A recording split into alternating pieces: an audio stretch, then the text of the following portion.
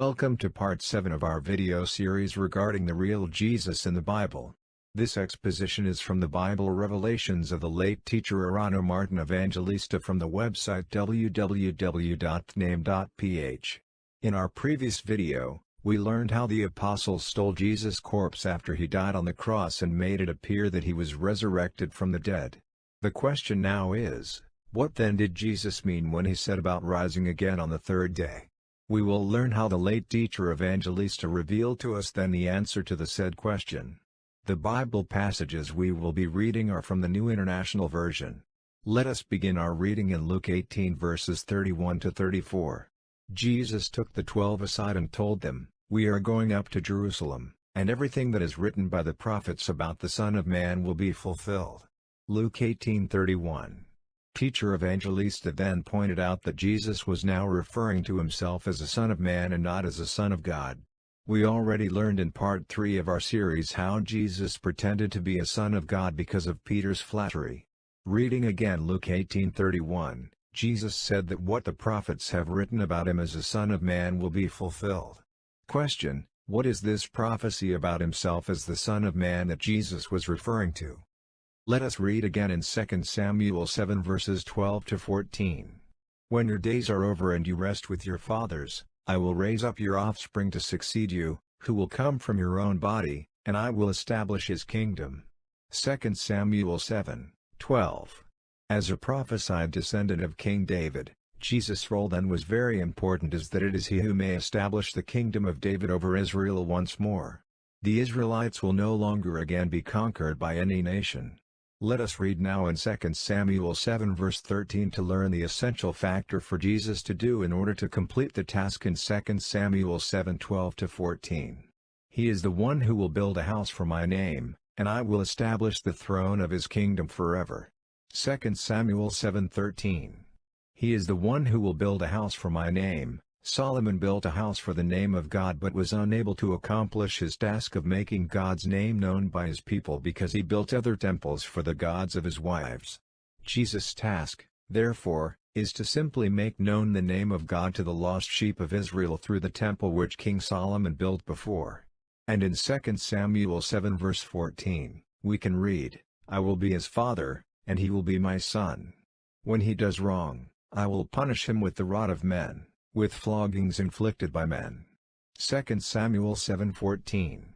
"I will be his father, and he will be my son."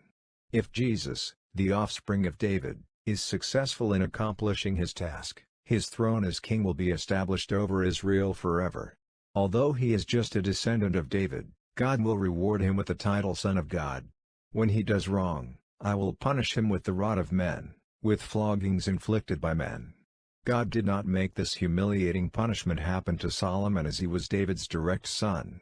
This will now happen to Jesus, as he is the last descendant of David chosen to fulfill the prophecy. We can now understand that when Jesus spoke about himself as a Son of Man, he was referring to his real mission as a son or descendant of David prophesied in 2 Samuel 7:12 to 14. He never was a direct son of God. Now let us go back to Luke 18 verse 32 and let us discover what Jesus said will happen to him. Luke 18 verse 32. "He will be handed over to the Gentiles. They will mock him, insult him, spit on him, flog him and kill him." Luke 18:32.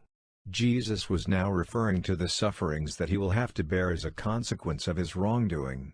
We already learned in part 6 of our series how Jesus' suffering was prophesied in detail in the book of Psalms because he committed iniquity and did not fulfill his mission for God and for his people. To continue in Luke 18 verse 33. "On the third day, he will rise again." Luke 18:33. Did the apostles understand the meaning of what he said about the third day? In Luke 18 verse 34 we can read, "The disciples did not understand any of this. Its meaning was hidden from them, and they did not know what he was talking about." Luke 18:34. When Jesus said that when he had committed an offense he would be punished and killed, his people knew about it. But when he said that on the third day he will rise again, that was the part that was not understood by his disciples. This is the part where, despite following Satan, Jesus is now speaking about his mission from God which he failed to do. and that another man will be sent by God to continue to do his unfinished task. What is the meaning of the third day, as said by Jesus? Again, let us read the Psalms. In Psalm 90 verse 4, "For 1,000 years in your sight are like a day that has just gone by, or like a watch in the night." Psalm 90 verse 4. The third day that Jesus mentioned, which was not understood by his disciples, is based on 1,000 years, which is considered just a day by God. Thus, when Jesus spoke of rising on the third day, he did not mean he will literally rise from the dead after 3 days, but rather he is speaking about being revealed truthfully on the eve of the third millennium after his death. Our present era. What will happen on the third day or on the first years of the third millennium? Let us read in Revelation 22 verse 16.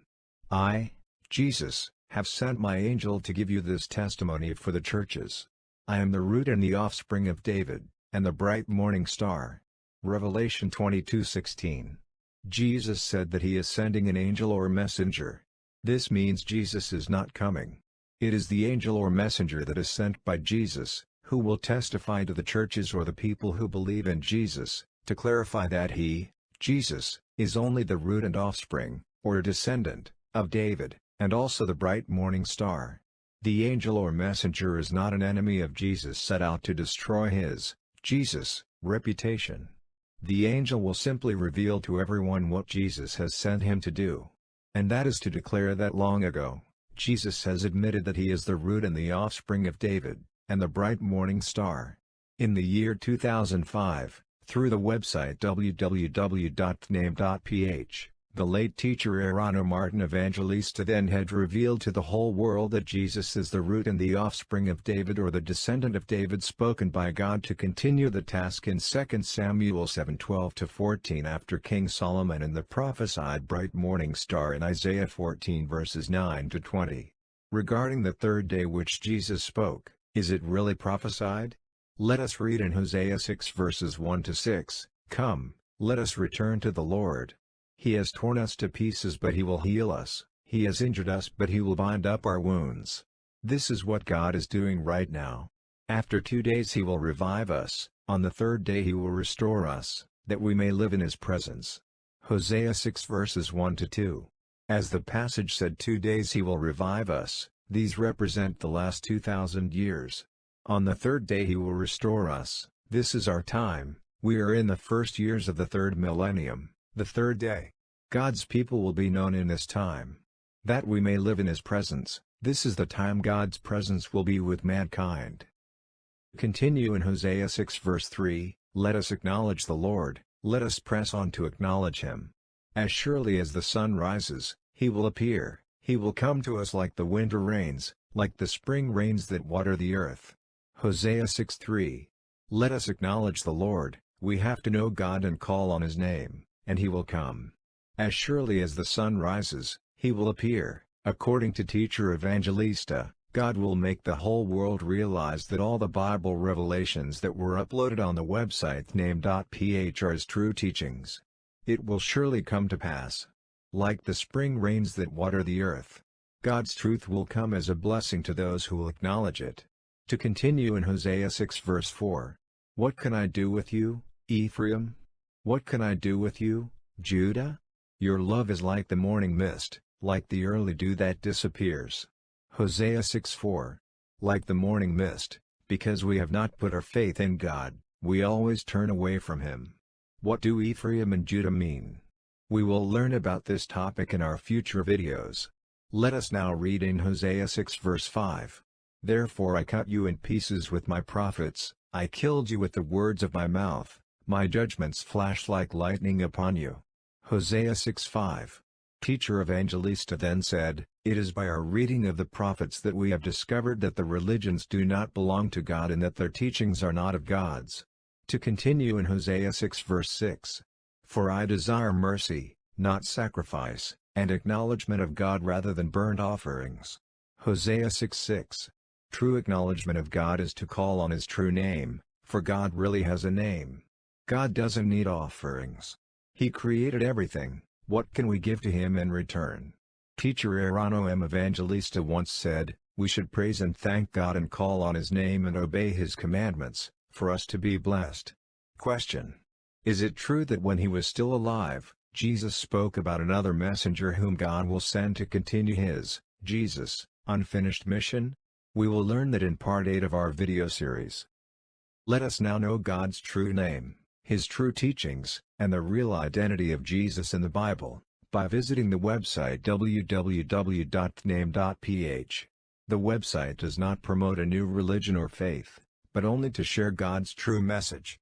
Also, to receive notifications about the latest videos regarding Teacher Evangelista's Bible Revelations, kindly hit the subscribe button. Thank you for watching.